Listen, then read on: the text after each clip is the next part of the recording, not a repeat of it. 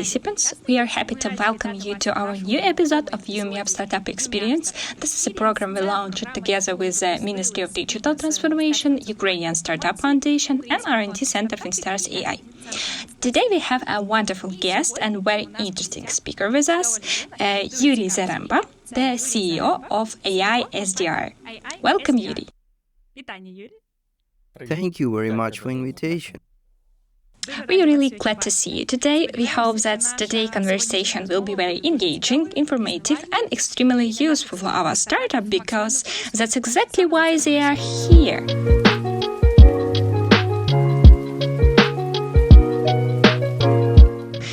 Great.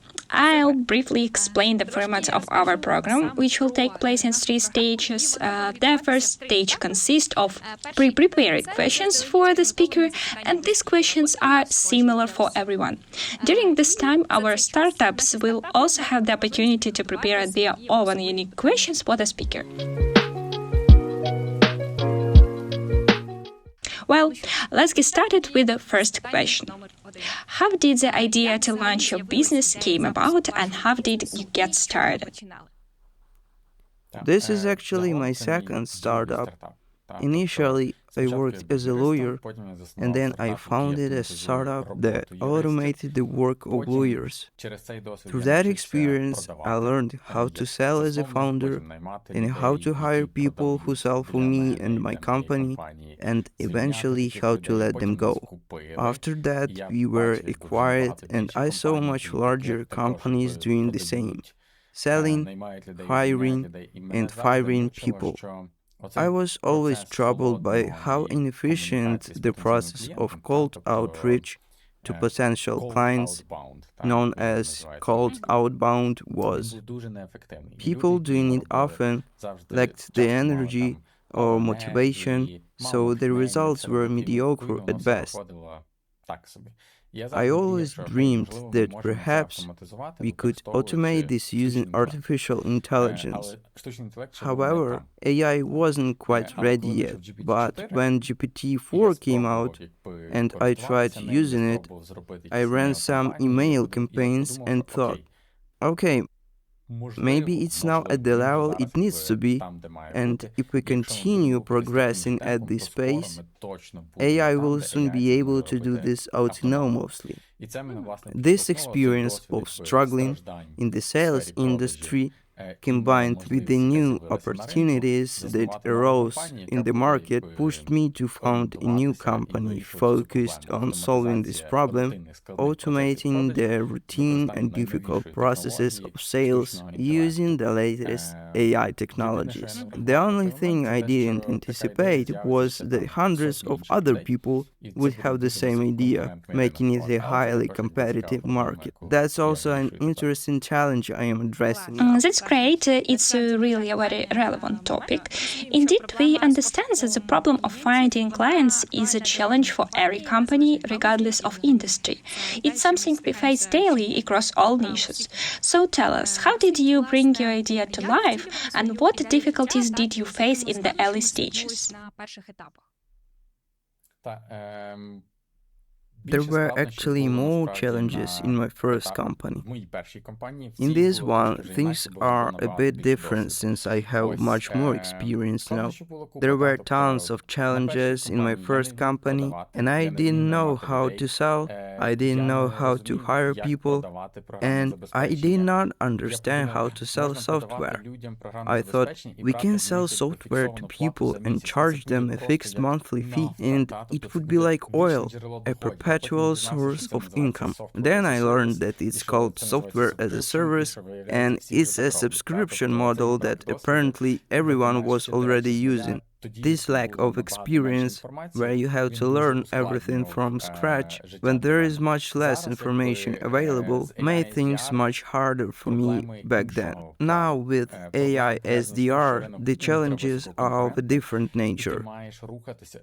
There is no time to sit down and research specific questions or details.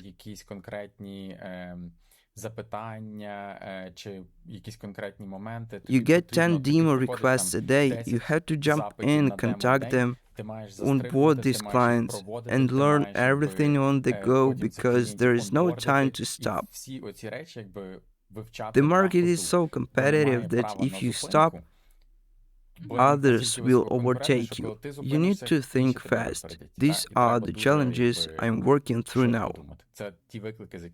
And the solution always remains the same for me. Self-learning. I just go and try to learn the best practices for sales, the best practices for client onboarding.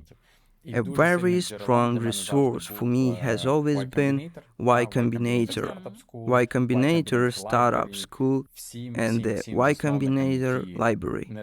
To all founders who are learning, I highly recommend it. Oh, that's great. Thank you for the advice. We also heard about these programs and about your participation in one of their acceleration programs. That's really impressive. So, could you tell us how Y Combinator helped you, what you were working on, and how it helped push this idea forward? Yes, I was fortunate enough to get into Y Combinator twice, with my first company, Xdraft, and with my second company, AiSDR. Both times it was the most transformative experience for the company. It was simply fantastic. A lot of people think that accelerators are like schools. You come in, they give you lectures on how to build startups, you take the notes, and then you go and do it. But accelerators aren't schools. An accelerator is a fundraising machine designed to help you grow as fast as possible and then raise money on the best possible terms as quickly as possible. Y Combinator is the best in the world at this. It all starts with them giving you a lot of money right away. Now they give you $500,000 when you get accepted. Then they introduce you to thousands of incredibly successful people who start exchanging ideas, intros, and contacts with you, helping you grow fast. After that, they showcase you to thousands of top investors who know that these are the best selected startups of the year. These investors immediately start offering you money, and due to the competition, you get better terms faster and simpler timelines for signing deals. Thanks to Y Combinator, we closed a $3 million funding round for AiSDR in just 10 days. That doesn't happen anywhere else in the world. This is their superpower, and that's why I strongly recommend to all the startups I talk to and work with, push, work, grow, and get into Y Combinator, because it will change the trajectory of your company, and they accept only 1 to 2% of applicants, but it truly changes a company's trajectory. This is awesome. Could you tell us how difficult is it to participate and get accepted? Are the requirements extremely high? The requirements are high. We got in with our first company on the third try. We applied 3 times before being invited. With the second company, they already knew us, so we got it on the first try. But with the first company, we had only $6,000 in monthly revenue. With the second one, we only had an idea. Nothing else, just an idea. But by that point, we were experienced founders. So, to get into Y Combinator, you need to have a great idea in a large market with strong founders. And you can get in with 2 out of 3, roughly speaking. If the market is huge and you have strong founders, even if you only have an idea, you might still get in. There are many graduates who were accepted at the idea stage because they had previously sold a company, graduated from Stanford, or worked at Google, Facebook, Amazon, etc. Another scenario is when you have a big market and founders who knew nothing before but are growing so fast that they deserve a shot. So you should always apply. The application process is free and fairly simple, but they select the best based on the criteria I mentioned. That's cool. It's really great that you had perseverance even after applying 3 times initially, and that you stayed motivated and took such an important step.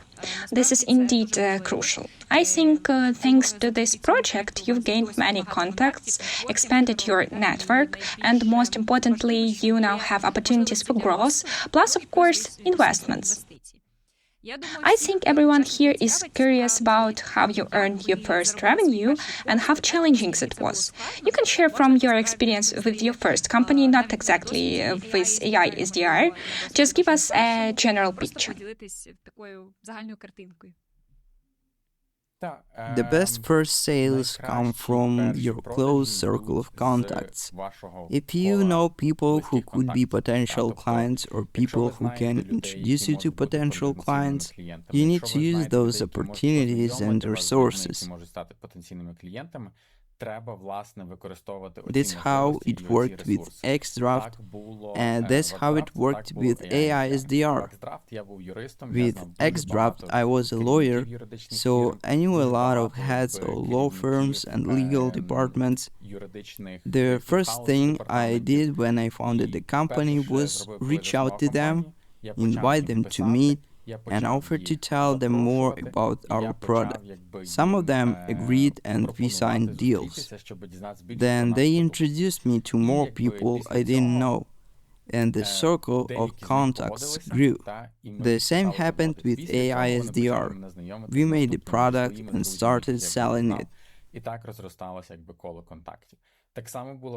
The first thing I did was approach other startups we were in the same batch with and say, "Hey, please try our product, buy our product." And a few dozen agreed out of the hundreds we worked with. So start where you have connections.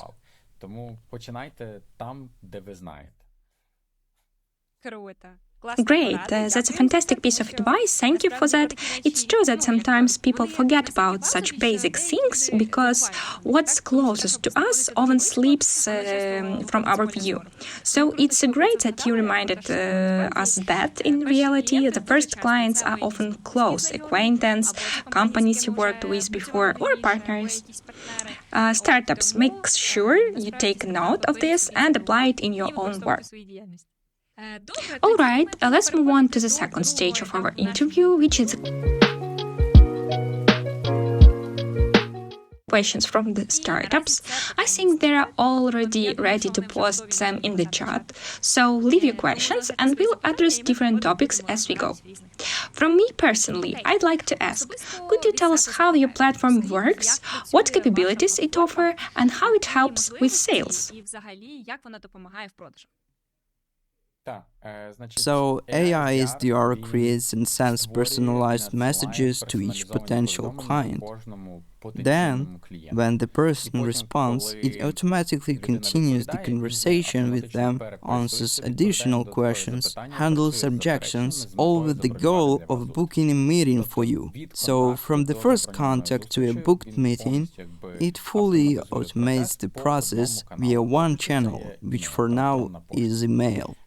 One cool thing we do compared to regular software like Outreach, Apollo, or Reply that automates email sending is that we connect to a huge number of databases, allowing us to find relevant news about a company or person. As a result, we can create an email that's very unique and highly tailored to that specific company and individual.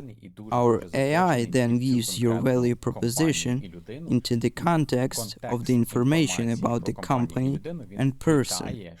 This approach typically results in conversion rates that are 2 to 3 times higher than with regular automated emails.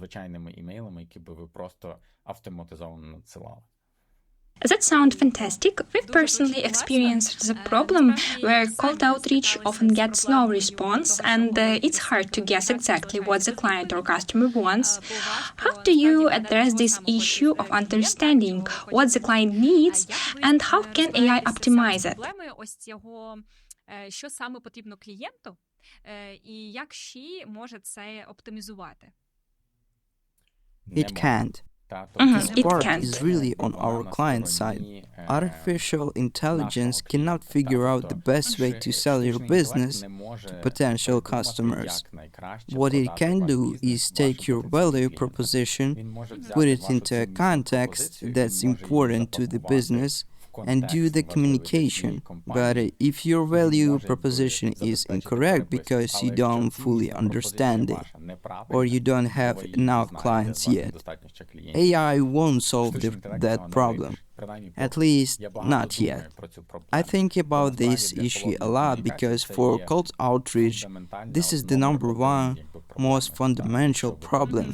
If you look at it from first principles, it's about having the right messaging for the right audience. I'm currently working on figuring out how we can help our customers sell their business better than they can on their own. It's a tough problem, but an interesting one. Yes, it's a very complex issue, I'd said.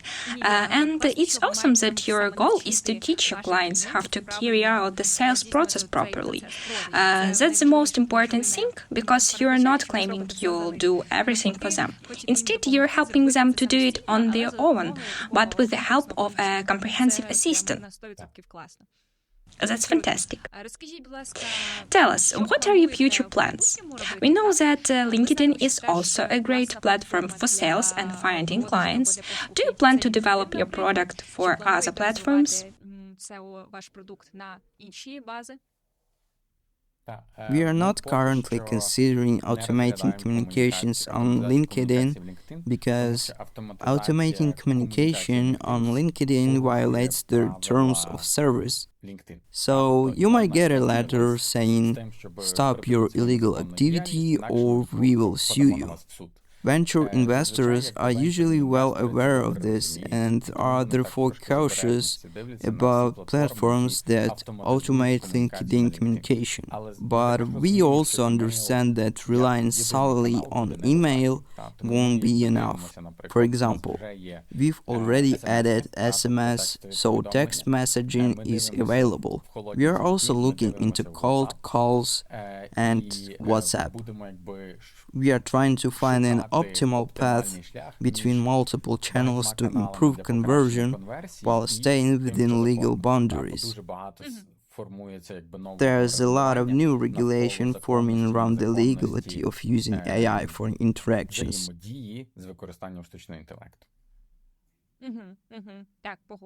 Yes, I agree with you, but it's great that you recognize the issue and that there are other channels that need optimization and you're exploring those possibilities.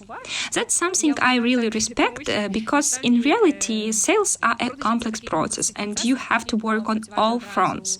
So to speak, to make the process as effective as possible. Great. Now we have another question from a startup. What do you think are the most important trends in sales and AI that you find exciting and are focusing on? Probably the growing role of social selling in the sales industry is a key trend.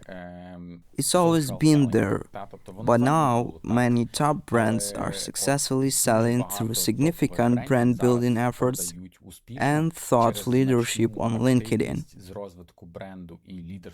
For example, you can check out my LinkedIn. I post every day. This is not by accident, it's part of my work aligned with the broader trend in sales. The second trend is not just personalization but relevance. This is achieved through what are called intent signals, which involve monitoring a lot of data and information sources to see which companies are hiring for specific positions, what news they have, what they are searching for online, and what publications they are interacting with. Based on that, you can identify which companies are most likely to be interested in your product. This way, you don't just send emails to all companies, but to those with the highest likelihood of being interested, increasing your conversion chances. So, it's personalization plus relevance through intense signals.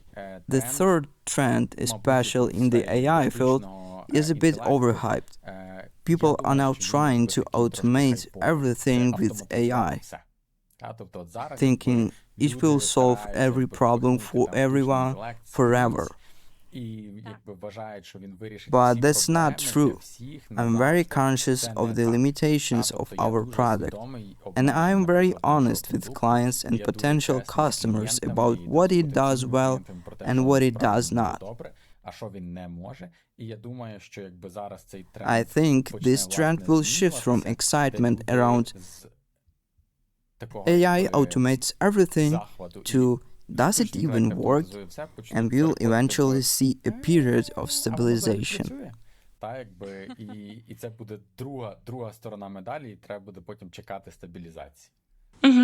Yes, I agree. Because now it seems like AI is being used in every industry, and companies that use AI are seen as cutting edge. But really, what's the point of using AI if you don't know how to use it effectively? So it's crucial to maintain a balance between a genuine need and the hype, as you mentioned. I completely agree with that. Now we have the next question from Vyacheslav. What data does your platform use to optimize sales? We use LinkedIn profiles and LinkedIn posts from people we are writing to in order to personalize the messaging on individual level. On the company level, we use three sources. The first is open positions, which we gather from job posts on LinkedIn. The second is web search, which is a broad search. Imagine you Googled a company's name and checked the latest news from the past month. We essentially open that first page of Google results, summarize it, and display it in the interface. Then the AI uses that to make your email more relevant. The third is news. We can search for and monitor any news from any resource about a specific company based on the company name, keywords, and freshness. Again, this is used as a signal for relevance to craft a specific sales message. Great. We have a question that also related to your product. Eric asks whether you develop your own models or train OpenAI specifically for your platform. We don't develop our own models. We use GPT-4 from OpenAI and Claude 3.5 from Anthropic. We use different models to have a backup and not depend on a single provider. Our innovation lies in the data we feed these models and the prompt infrastructure that controls how that data is analyzed and the final results we get. That's awesome. How did you achieve what you consider to be the ideal email? Sometimes you prompt AI to write an email, but you still need to tweak it. Does your platform handle it by itself now? How does it manage that?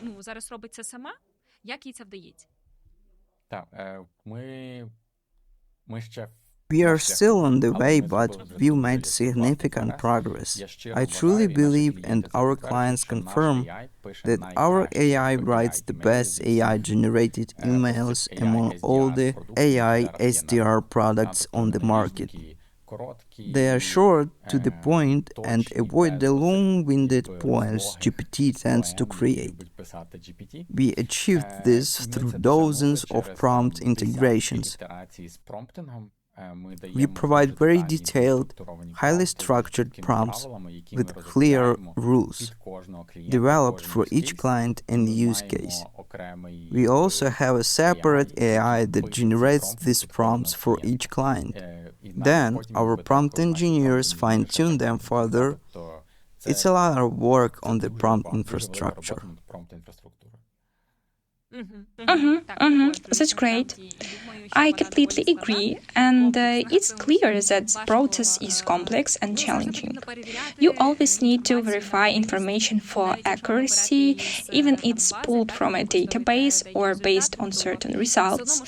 It's fantastic that you're constantly refining and correcting things. And so, how do you deal with the issues of people being oversaturated with AI products and becoming passive toward email outreach? How do you address that challenge? We try to make our emails super relevant. For someone to open your email, 3 things need to happen.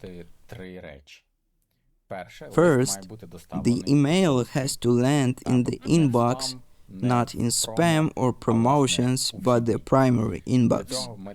To achieve that, we create an email infrastructure for the client, warm up domains, and have automatic rotation to control the sending process so that it looks like very human-like. Second, the subject client has to spark curiosity.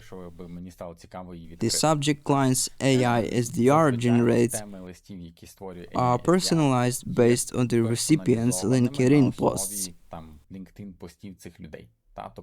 For example,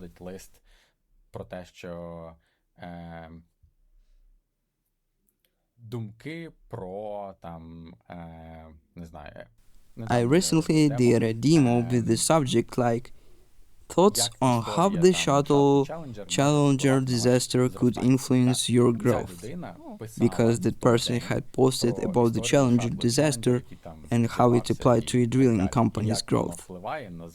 A subject line like that is fresh and relevant to what they are interested in.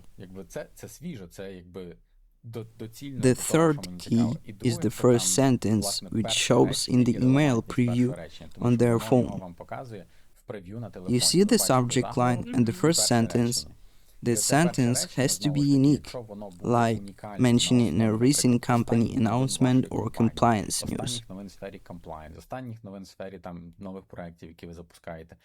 For example, it might say, "Hey, I saw you recently opened a new plant in Arizona.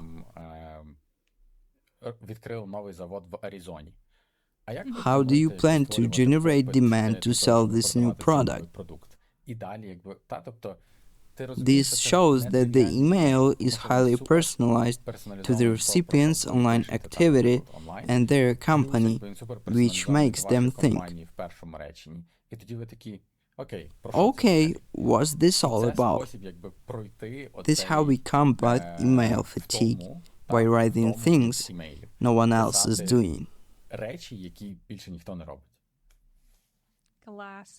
That sounds really interesting, and I think it's quite effective. Often, when I see mass emails, I don't feel like opening them, but if I saw an email related to something I recently monitored or wrote about, I will be much more likely to open it. That's excellent work, really. Eric also has a question about how you handle AI errors. There is often a problem with repetitive responses or incorrect prompt implementation. Could you tell us a bit more about that?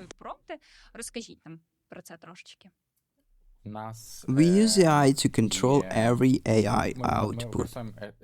Essentially, we prompt the model to generate an email, then we run that email through the model again with the prompt asking, does this meet the criteria? Only if the model confirms it's correct, do we pass it on to the client? If the model says no, it rejects the email, and a new one is generated, which That's is how then it works. checked again. Very cool. So it essentially checks itself to some extent. Tell us, does your program impact the role of sales managers? Впливає якось ось ваша програма на Will it replace them, or will it become more of assistant? насправді стане їх помічником? It will replace the part of their job that they don't want to do anyway. Every sales development representative wants to become an account executive and start selling to earn commissions. My vision is that AI will handle cold outreach, process inbound leads, and book meetings, while the person who is currently writing those emails will instead be meeting potential clients and closing deals. That's the part that AI, in my opinion, can't yet automate. Great. So it works more along the lines of lead generation or maybe pre-sales, right? Ну, може, pre-sales, але такий. Ще не прям Yes, lead Or lead generation. generation. It is purely lead generation, but up to the point of booking a meeting, many people understand lead generation differently. Some think building lead lists that feature audience is also lead generation. But for us, it's about generating booked meetings. That's cool. So maybe you can share with our startups. Everyone faces the challenge of identifying their target audience. How do you properly define a target audience to make working with them easier and to better target your sales? It is impossible to just sit down at a desk, write down on a piece of paper, here is my target audience, and go from there. You have to sell. You need to talk to people, the ones who nod more during your calls and are more likely to buy. That's your target audience. A very important point. This was a mistake I made in my first company, but did not repeat in my new one. The mistake was going on a call, and when someone asked, "Can you do this?" I would say, "Yes, we can do that," just because I wanted them to buy. Then they would ask, "Can you do this other thing?" And I say, "Yes, we can do that too." Afterward, I'd go to my CTO and say, "We need to build this list of things." And he'd say, "How?" It created a lot of conflicts and actually slowed us down in reaching product market fit. Now, when I'm on a call and someone asks, "Do you do this?" I'll say, "No, we didn't do that." And if they ask about something else, I'll say, "No, we didn't do that either. We do this and that, and we do it well. Are you interested and willing to pay?" Then I gather a group of people who say yes to what we already offer. After that, I listen to them and make additional improvements to make our product more valuable for them. This interactive process of communicating with customers is what helps you define your ideal customer profile. SCP encourage constantly narrowing that focus. That's what I'm doing right now. We get a lot of interest, and I tell some people, "I don't think this is a fit for you." They ask why, and I give them 3 reasons, because I want clients who come in, get results, stay with us for years, and expand, rather than those who come, realize it does not fit, and leave. It's a learning process, but you need to optimize for the strongest possible product market fit, even if it means focusing on a narrower niche. The advice is the same: talk to your users, the product with the most happy users will win. That's what you need to focus on. I don't pay too much attention to competitors. Our market is super saturated, and I don't worry about how much funding they've raised or what new features they've launched. However, I do keep an eye on them to ensure I can clearly explain to our clients how we differ from them.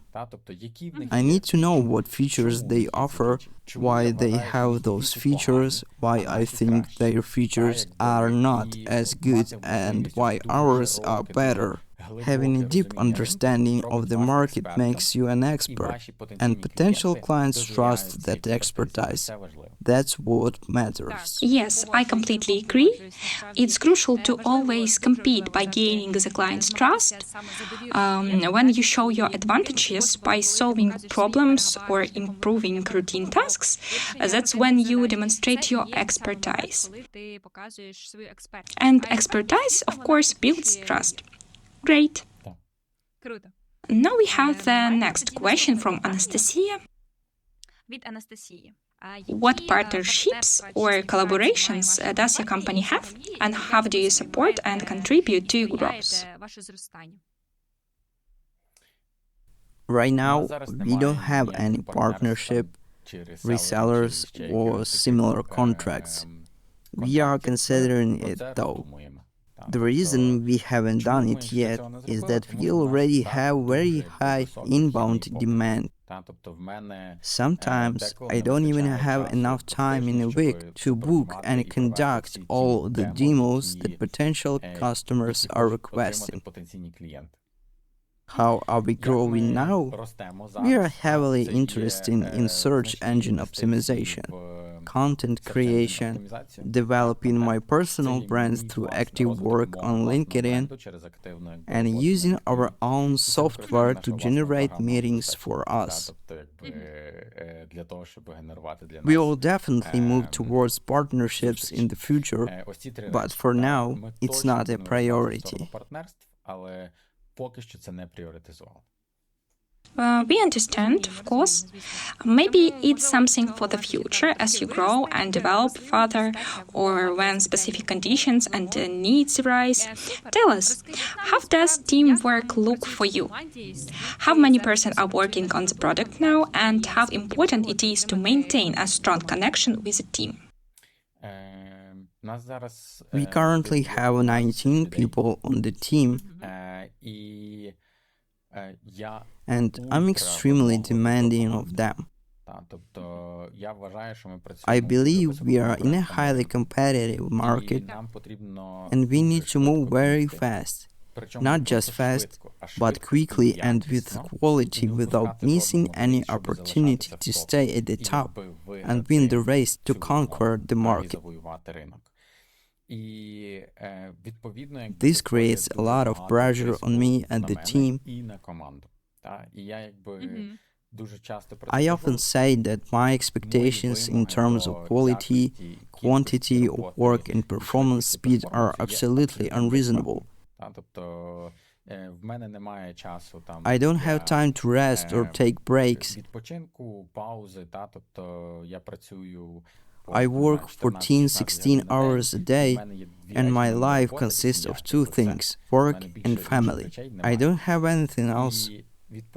The only people I can work with are those equally intense who believe this is the greatest opportunity of their lives and are willing to put in the same level of resources to maximize it.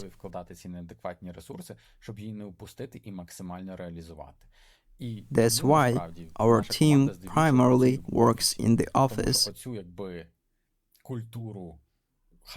You can build a high-performance, high-demand culture purely through Zoom or Slack. It's possible, but it requires recruiting highly disciplined people. I am old-fashioned in that matter. So we work together in the office, have lunch together, and cultivate a sense of importance in what we are doing, holding ourselves and each other to high standards to seize this massive opportunity in front of us. That's cool. It's really cool that you work in the office.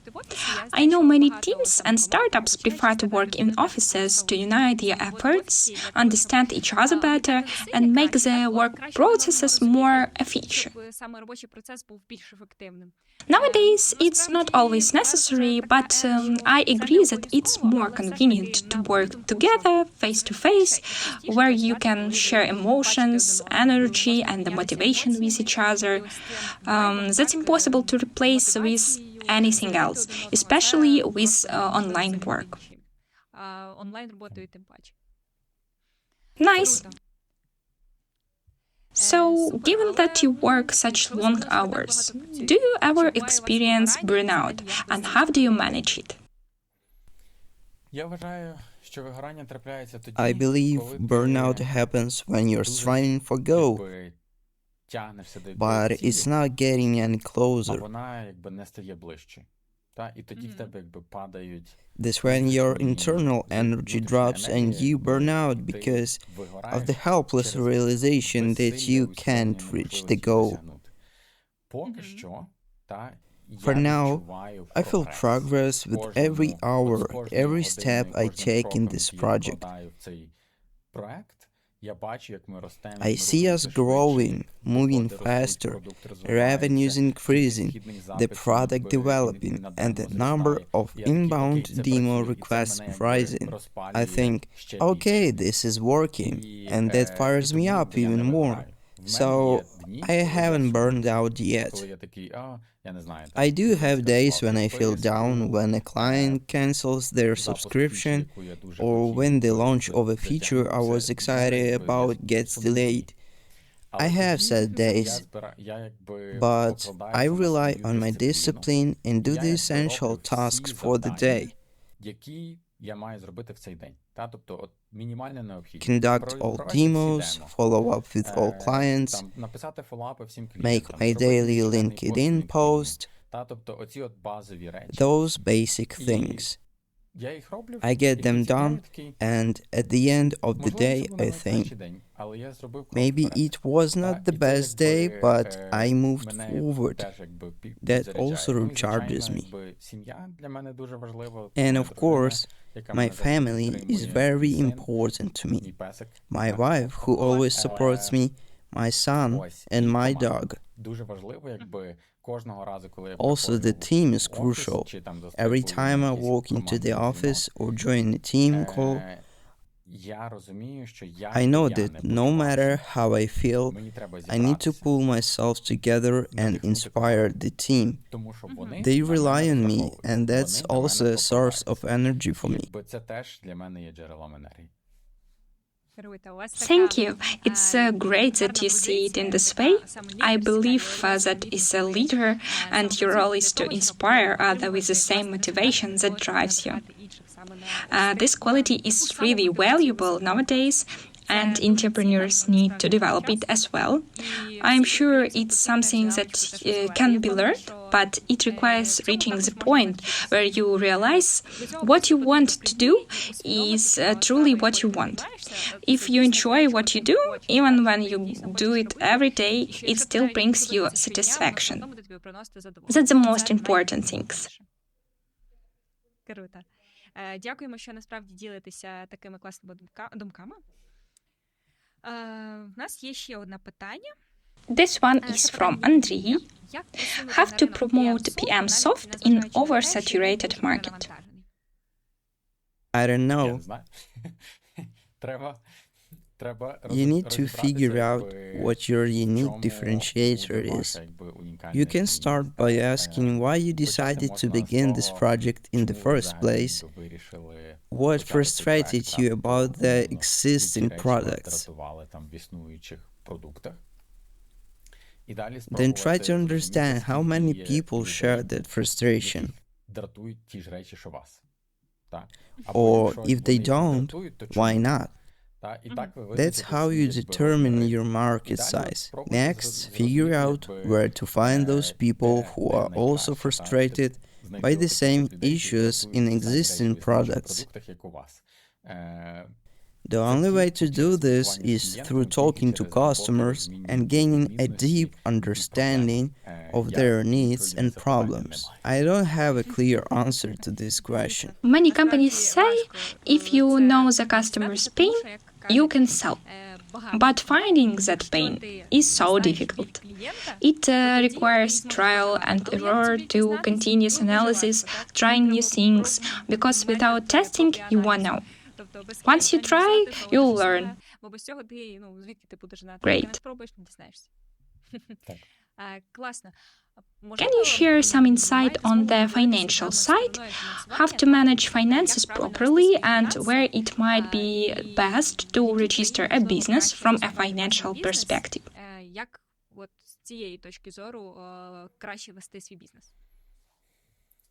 In this regard, I'm quite conservative. You should register and run your business where your clients are. For example, in my first company, Axdraft, we started in Ukraine with the Ukrainian LLC. Then, as we expanded into the Europe and gained clients in Latvia, we registered a Latvian SIA. After joining Y Combinator and starting selling in the United States, we established a US Inc., which became the holding company for the SIA and LLC. Eventually, we sold the whole structure. When we started AiSDR, we began selling in the US from the start, so we immediately registered an Inc. there. When the time comes to sell in Ukraine, we will set up an LLC, and we move into the Europe, we will likely create an Estonian or Latvian company, or whatever it makes the most sense. As for financial management, I have an accounting team, but I track all expenses and revenues myself. You won't believe how many times a month I argue with accounting because they miss a client payment or expense. But when you understand the basics of cash flow and your company's metrics yourself, your confidence when speaking with investors is off the charts. There is not a single financial question, whether it's ARR, retention, expenses, cost per mail, cost per employee, or revenue per employee, that an investor can ask me that I won't know, because I calculate this every month. This gives you control over your business and a strong expertise in dealing with investors. I wouldn't say I control everything myself, but I do have an Excel sheet where I track all our regular and one-time expenses, categorized by team, tools, contractors, and one-off expenses.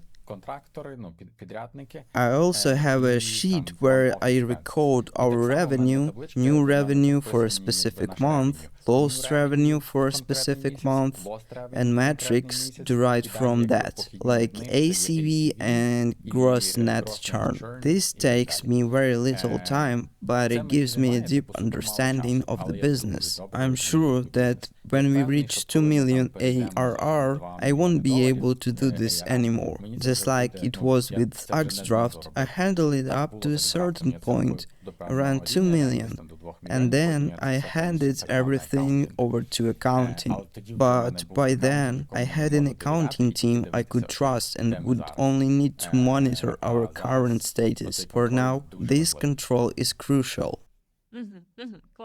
Perhaps you could share another insight with us, but first let's address a question we received earlier, which is related to what we discussed about Y Combinator.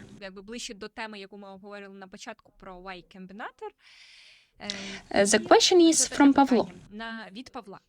What should you focus on when you're applying to Y Combinator?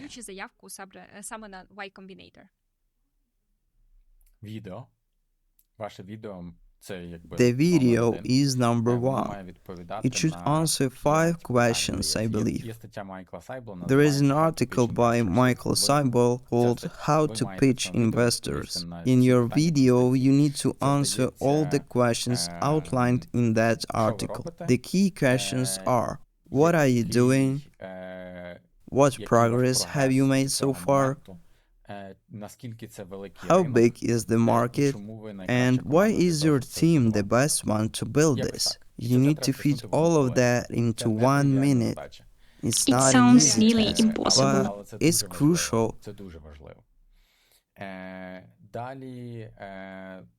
Next, when describing what you do, avoid any marketing buzzwords. Be brief and to the point. For Axdraft, it was create legal documents through QA.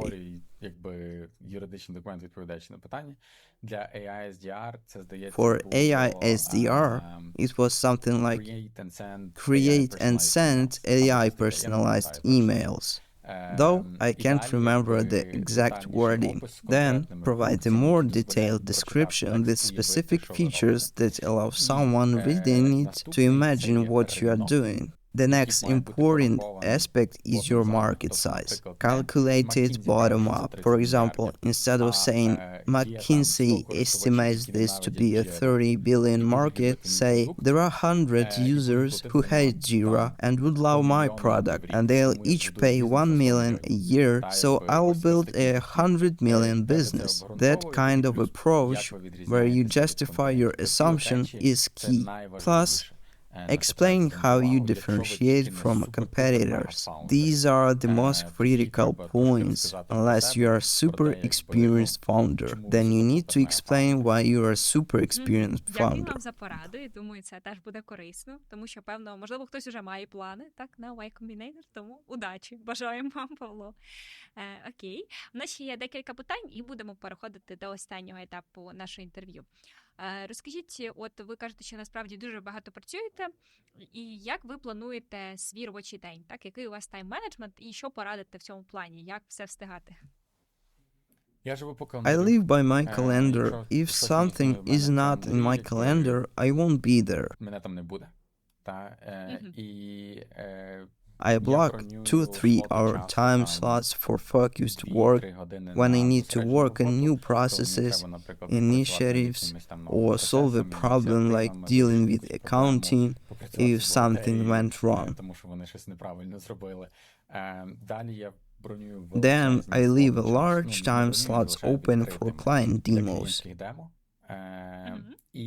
Plus, I have morning and evening calls or meetings with the team, our stand-up in the morning and the review at the end of the day to discuss progress and key issues.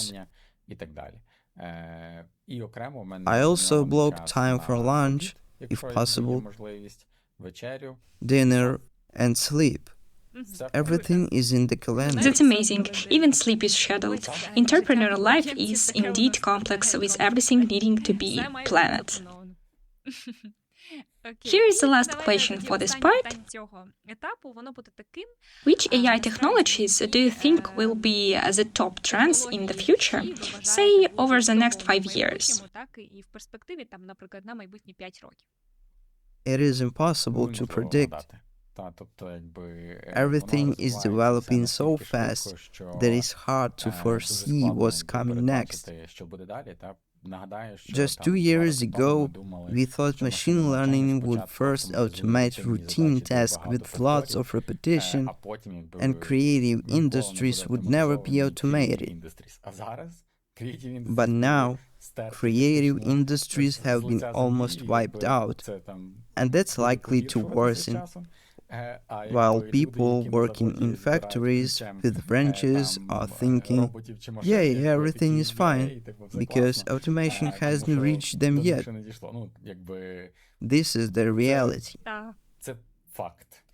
And I think that it will somehow continue like this, where we will think one thing, but in fact, something else will happen. I believe AI video and AI voice technologies will create new concepts in the content and entertainment industries for all of us. I also think that with the rise of AI, sales agents, business-to-business sales will change. We'll likely have AI sales agents and AI buyer agents, with humans only getting involved in very late stages of the process. The most interesting question for me is, if AI technology evolves to its full potential, what will we as humans be doing? I think a new industry will emerge, maybe something like AI agent managers, but it's a fascinating thought. One problem I think about a lot, and this was something we heard from Sam Altman at Y Combinator, just to give you an idea of the kinds of problems he's considering. He said, there are a few major threats to AI development right now. I'm not worried about running out of chips because I'm confident that capital investment will ramp up to produce enough chips. But I'm genuinely worried about running out of electricity globally because we won't have enough power to run all the chips needed for AI development. That's why he is also working on Helios, which aims to create nuclear fusion, a source of infinite clean energy to power the supercomputers. It is mind-blowing, right?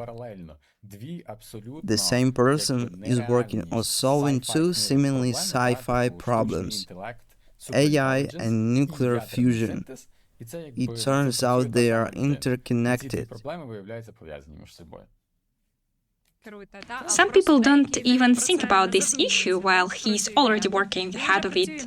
He's both thinking and solving the problem at the time. It's a really cool and interesting approach. Thank you for sharing such important and useful things with us. Now we can move on to the final stage of our interview, the third stage, called rapid fire questions.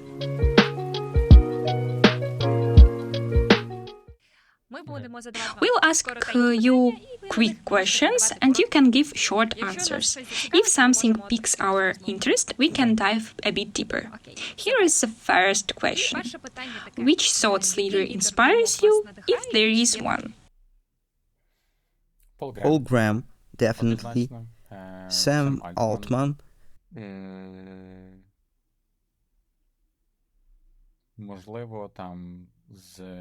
Politically, maybe Barack Obama. Thank you. Next question. What kind of relax do you prefer? Active or passive rest? Active rest. Active. Sure. So what's your favorite activity? Tennis, basketball, hiking. Great, thank you for sharing. Moving on, a fun question. If you could have a superpower for the work, what would you choose? Reading minds or controlling time? Controlling time. The one who controls time wins everything. It's the most important superpower. You could be the slowest in the world, but if you have the most time, you still win. Awesome. Okay, next question. Is there a book that changed your life?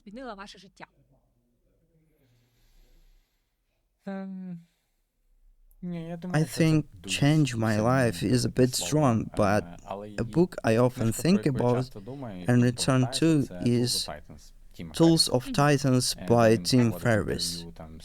He interviews incredible people, and there are short stories and summaries of those interviews. I go back to it often. It's a great book. Nice. I'll make a note of it. Startups, make sure you take notes, read it, and later leave us feedback in the comments about how you like this book. Let's continue. Next question. When it comes to study, what would you choose, self-education or formal education? I know you touch on this a bit earlier. I always learn on my own, but that's because I learned how to learn correctly through structured education. So I think self-education is essential, but is often built on a foundation laid by school or university. Someone has to teach you how to properly gather and analyze data, and that's where formal education like school or university comes in. After that, you can build on that and move forward. For example, when I first applied to Y Combinator, now I know how it works, but back then I thought of it as a university for startups. I just wanted to get into a great startup university to learn how to build them. So self-learning is crucial, but it's best after learning how to learn properly. Thank you for your answer. Let's continue. What would you say is the main trend in your industry right now? Let's summarize briefly. The main trend is decreasing computation costs. AI is getting cheaper. As AI becomes cheaper, it becomes more accessible, and companies like mine can increase margins. At the same time, AI is getting better with ultra-fast improvements in quality while costs drop. I agree. The next question. What is the number one value for your team? Passion. We have three core values: passion, energy, and curiosity.